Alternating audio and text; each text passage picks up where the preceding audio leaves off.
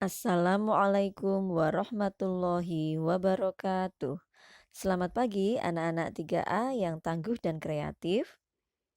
Bagaimana kabar kalian hari ini? Semoga semuanya sehat dan bersemangat untuk belajar. Marilah sebelum belajar kita berdoa terlebih dahulu. A'udzu billahi minasyaitonir rajim. Bismillahirrahmanirrahim. Rabbi zidni ilma warzuqni fahma. Amin. Baik anak-anak, silakan disiapkan buku cetak dan alat tulisnya. Hari ini kita akan belajar tema 1, subtema 2, pembelajaran 6. Silakan dibuka halaman 72. Bacalah teks berikut dengan saksama. Istirahat memengaruhi pertumbuhan. Istirahat dan rekreasi juga memengaruhi pertumbuhan dan perkembangan tubuh. Tidur yang nyenyak dalam waktu cukup mendukung berjalannya pertumbuhan lebih baik. Ketika tidur, tubuh akan memperbaiki sel-sel yang rusak. Kebutuhan tidur berbeda-beda sesuai usia. Bayi yang baru lahir membutuhkan 14 sampai 17 jam tidur per hari. Orang dewasa berusia 65 tahun ke atas membutuhkan tidur 7 sampai 8 jam per hari. Rekreasi adalah kegiatan yang menyenangkan hati dan menyegarkan seperti hiburan dan piknik. Rekreasi membuat pikiran menjadi santai dan segar sehingga mempermudah tubuh meningkatkan kemampuan. Setiap orang memiliki hobi dan kesenangan, misalnya melukis, bernyanyi, atau membaca komik. Melakukan hobi dan kesenangan dapat menyenangkan hati dan menyegarkan pikiran. Nah, ini ya, salah satu faktor yang mempengaruhi pertumbuhan, istirahat dan rekreasi. Baik, sekarang kita akan mengerjakan soal-soal di bawahnya ya.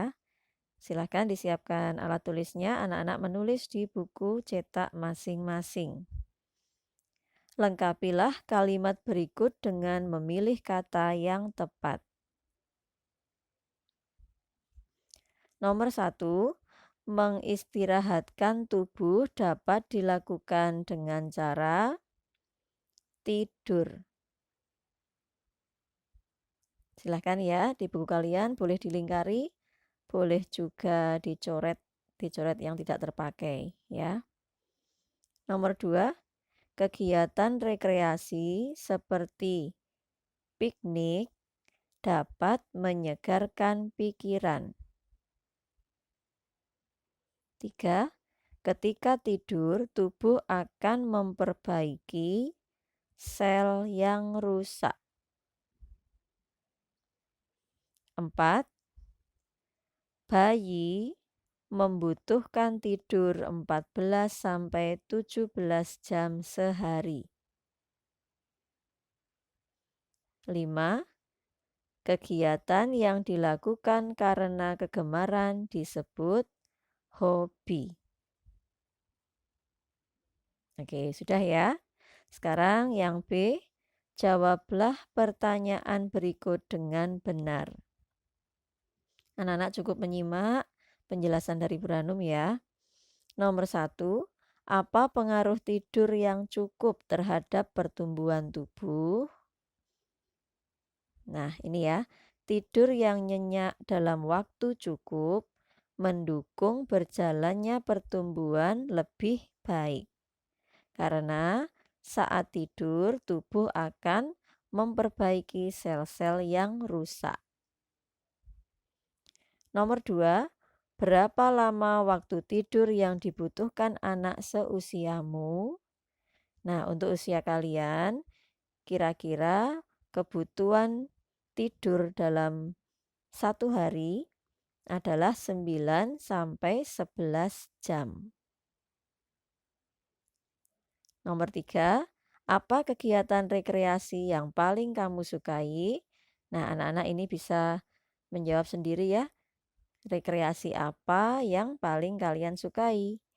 Mungkin ada yang suka pergi ke pantai, ada yang suka pergi ke pegunungan, ya, melihat pemandangan di sawah dan lain sebagainya.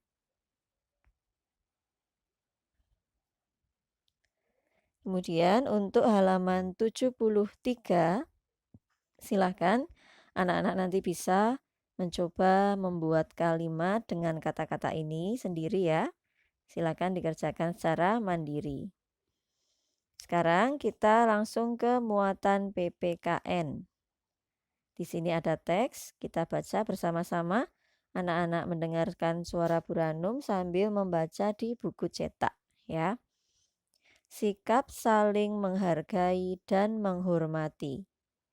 David adalah warga negara asing yang tinggal sementara di Indonesia. Selama di Indonesia, David merasakan keramahan penduduk Indonesia terhadapnya. Indonesia adalah negara yang sangat indah dan kaya akan kebudayaan. Meskipun terdiri dari berbagai suku bangsa dengan kebudayaannya masing-masing, tetapi perbedaan itu tidak menyebabkan negara ini terpecah belah. Hal tersebut karena penduduknya saling menghargai dan menghormati perbedaan yang ada. Sikap saling menghargai dan menghormati sangat penting bagi persatuan dan kesatuan bangsa. David juga melihat kerukunan yang ada di antara pemeluk agama yang berlainan. Di Indonesia diakui 6 agama yang dapat dianut oleh penduduknya. Masing-masing agama memiliki cara beribadah masing-masing dan tempat ibadah tertentu.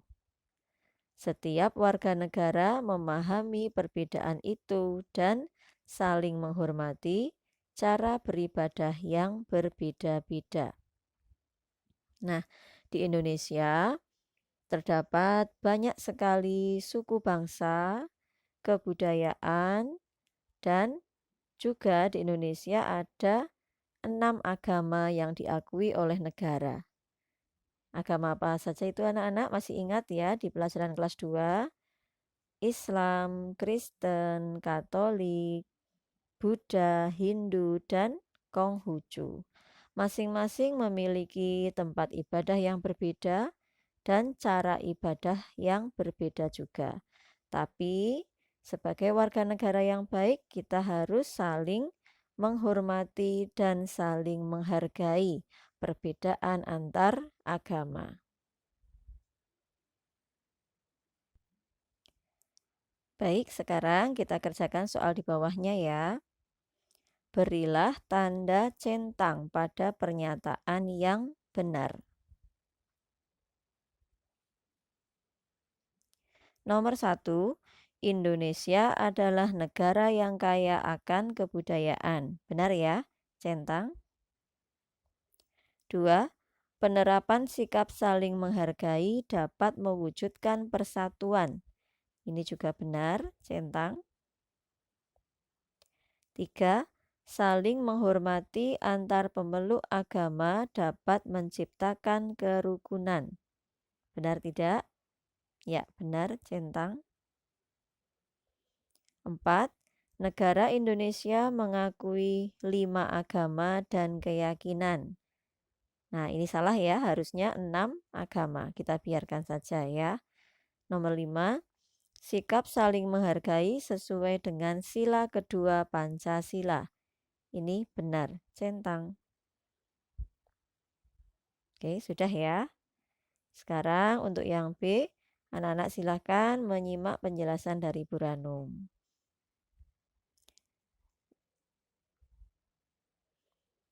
Nomor 1, sesuai dengan sila keberapa sikap saling menghargai? Sesuai dengan sila keberapa? Sila kedua.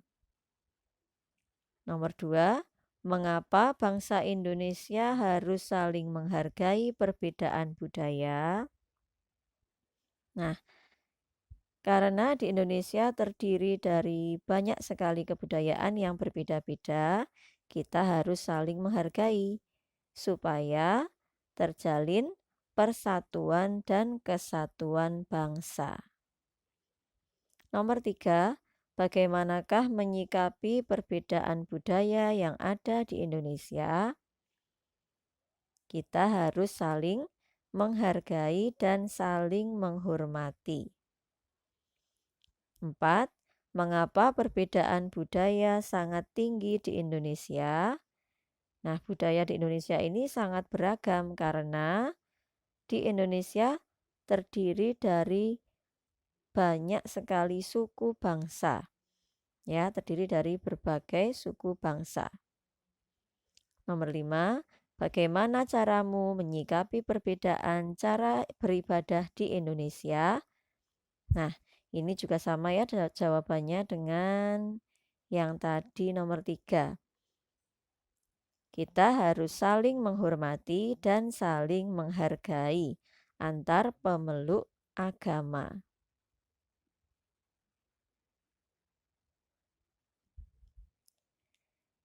Baik, sekarang kita lanjutkan yang bawah ya. Ayo bereksplorasi.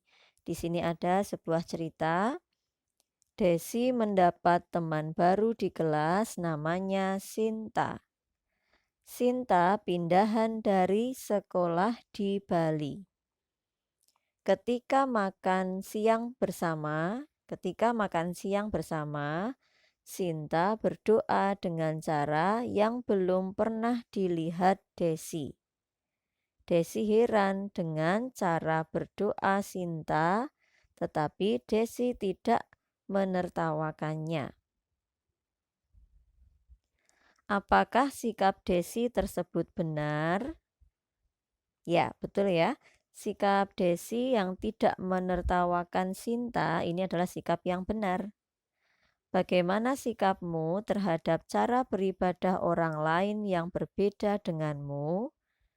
Nah, kalau kita punya teman yang mempunyai agama yang berbeda dengan kita, mempunyai cara beribadah yang berbeda dengan kita harus menghormati dan menghargai. Tidak boleh kita menertawakan, ya. Nah, anak-anak, untuk tugas classroom hari ini adalah muatan PPKN KD 4.1. Tulislah 5 contoh sikap saling menghargai dan menghormati antar pemeluk agama yang berbeda. Kerjakan di buku tugasmu. Silahkan anak-anak nanti menulis 5 contoh sikap saling menghargai dan menghormati antar pemeluk agama yang berbeda. Apa saja yang harus kalian lakukan? Contohnya bagaimana menghargai dan menghormati pemeluk agama lain, ya. Tulis di buku tulis, kemudian difoto dan dikirimkan ke classroom. Tulisannya yang rapi dan jelas ya. Saat difoto juga jangan blur ya supaya Bu Ranum bisa mudah membacanya. Oke. Baik, kita lanjutkan dulu ya. Sekarang untuk muatan matematika. Kali ini kita akan belajar pengurangan dengan teknik meminjam. Kalau kemarin kita sudah belajar pengurangan bilangan ribuan tanpa meminjam, kalau sekarang dengan teknik meminjam. Perhatikan ya contoh berikut ini. 3.527 dikurangi 2.356. Kita tulis susun ke bawah seperti ini dengan cara susun pendek ya untuk memudahkan. Seperti biasa kita mulai dari bilangan satuan. 7 kurangi 6, 1. 2 dikurangi 5, ini tidak bisa ya karena 2 lebih kecil dari 5. Maka 2 harus meminjam ke depannya, ke ratusan ini ya. Sehingga 2 ini menjadi 12. Kalian tinggal memberi angka 1 di depannya. 1 ini bernilai 1 puluhan ya. Jadinya 12. Kemudian yang depannya karena sudah dipinjam 1 tadi, maka ini 5 menjadi 4, tinggal 4 karena sudah dipinjam 1 ya. Nah, sekarang ini 12 dikurangi 5 sama dengan 7. Nah, kemudian yang tadi 5 sudah dikurangi 1 tinggal 4. 4 kurangi 3, 1. Kemudian depan ini 3 kurangi 2, 1. Jadi hasilnya adalah 1171. Nah, gini ya anak-anak ya caranya mengurangi dengan teknik meminjam. Nih, diingat-ingat. Ini ditulis saat kalian mengerjakan tidak apa-apa ya supaya ingat. Biasanya kalau tidak ditulis kemudian lupa, jadi hasilnya berbeda. Kemudian di halaman 76 ini sudah banyak soal di sini anak-anak ya. Nanti anak-anak bisa mencoba mengerjakan sendiri. Tapi di sini Bu Ranum akan memberi contoh 2 soal saja. Nah, ya, silakan dilihat soal yang A yang pertama. 7.700 dikurangi 4.515.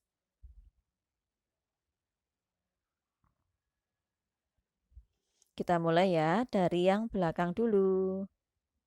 0 dikurangi 5. Bisa tidak anak-anak? Ya, tidak bisa karena 0 lebih kecil dari 5. Maka 0 ini harus pinjam ke depan. Nah, mau pinjam ke depan kok ini juga 0 ya, terus bagaimana?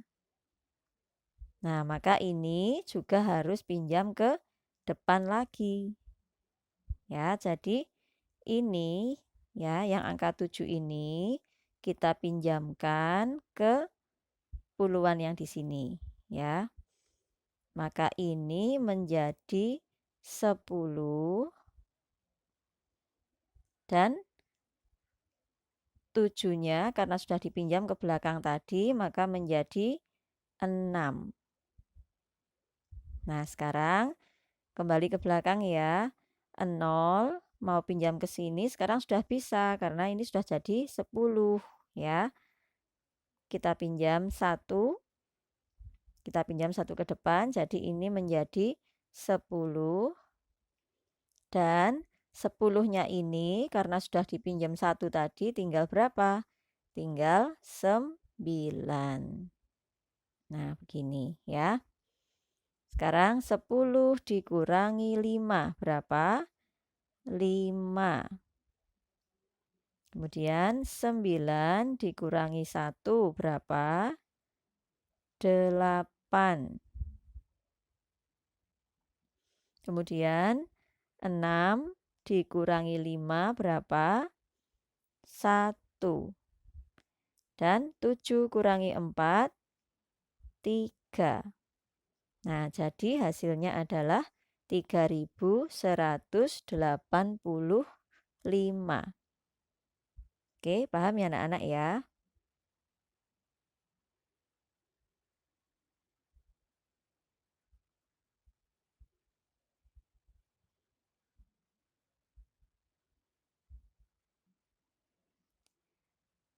Baik, contoh satu lagi anak-anak. Soal di sampingnya yang tadi ya. 7.635 dikurangi 4.456. Kita mulai dari yang belakang. 5 dikurangi 6 bisa tidak? Tidak ya, maka kita pinjam 1 ke depan.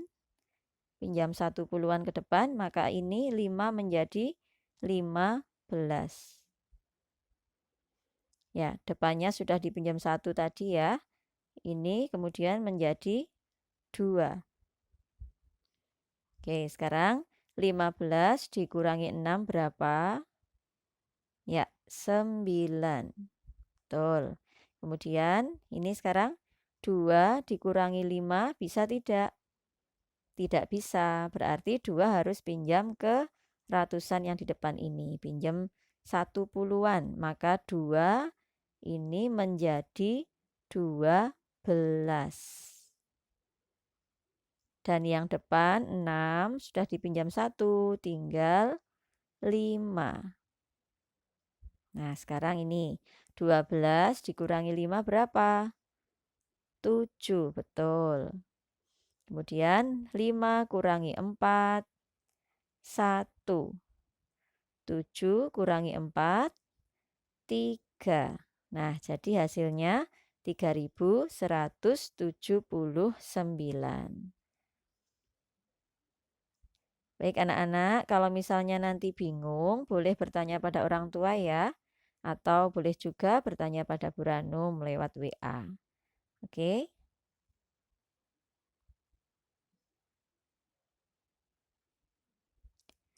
Silakan nanti anak-anak bisa mencoba soal-soal yang ada di halaman 76 dan 77. Yang di halaman 77 ini soalnya bentuk soal cerita, tapi caranya sama ya. Boleh dengan cara susun pendek seperti tadi. Baik anak-anak, untuk video yang pertama ini sudah selesai. Setelah ini nanti silakan anak-anak menyimak video yang kedua, yaitu pembahasan evaluasi subtema 2. Ya, terima kasih untuk perhatiannya. Bu Ranum akhiri dulu. Wassalamualaikum warahmatullahi wabarakatuh.